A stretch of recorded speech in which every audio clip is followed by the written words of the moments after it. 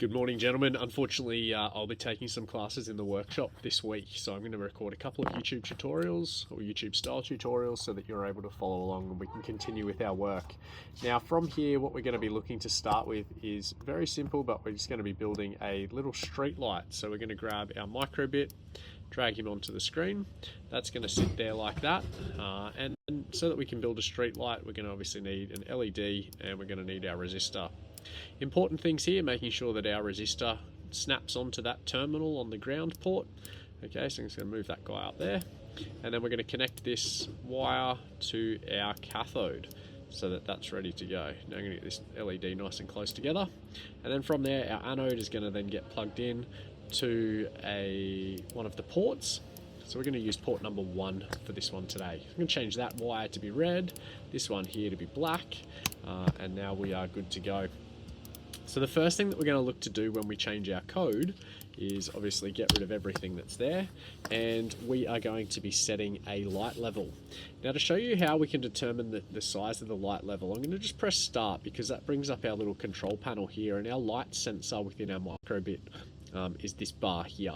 So if I drag that bar up, we can see that the highest value that I can get is 255 and the lowest value that I can get is 0. So we're going to pick a number somewhere here in the middle. We're going to pick about 100, I think, and that's going to be our level between when the light turns on or off. So I'm just going to move this guy over here so that it makes it a bit easier to see with the light. Pressing stop so that I can now get into my code window.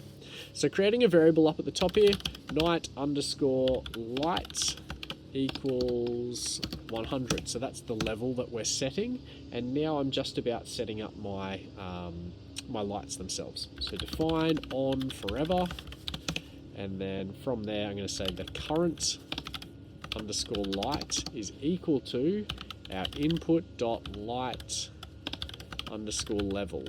Okay, now this line of code here is going to be getting our light sensor from our MicroBit and setting it as a variable on current light for us. Now, to test that this is working, I'm just going to say basic dot show underscore number current light. Okay, so if I press start here, what we get is on screen. Oh, obviously not going to get that because I have made that mistake that we tend to always make, where I've forgotten to put my on forever call down here at the bottom. Forever, ever. Okay, so now when I press that, notice that we get 128, and that's the value that we're seeing here. It'll be the one that appears. So if I drag this all the way to the top, after it finishes playing the next time through, 255. Or if I drag this all the way to the bottom, once it finishes the 255 again, it should show 0, and that's it. Okay, so it's going to always show our light value that we get from this one here. So pressing stop on that one so that we can now start to program our light.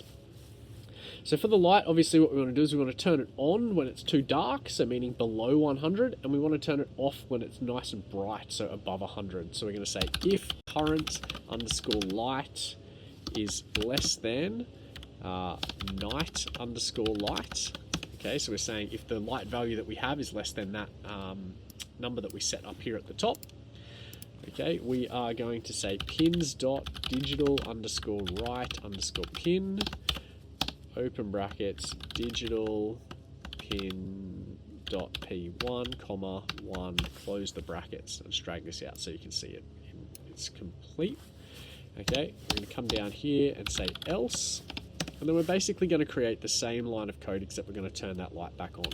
So pins dot digital underscore right underscore pin, digital pin dot p1 comma 0. Okay, now I ran out of space and I was trying to be a bit cheeky, but I'm going to put that space in there. I just think it makes it easier to read. So now what we have is when we press start, well, that should not have a T in it. When we press start, we have our value showing here. Okay, and our number currently is over 100, so our light is turned off. As we drag that under 100, it'll show that our light is now 53 and our light turns on. Now there's a little delay before you see your light turn off or on as you change this setting, and it's all to do with where we are in the number showing. Okay, so to show you how we can speed that up, if I put a little hashtag in front of this one, that's going to ignore this line of code now. So we're no longer going to get our number display on the LED matrix, but when I press start this time around, you can see that the light's off at 100. And as soon as I go under or over, that value changes, the light turns on or off.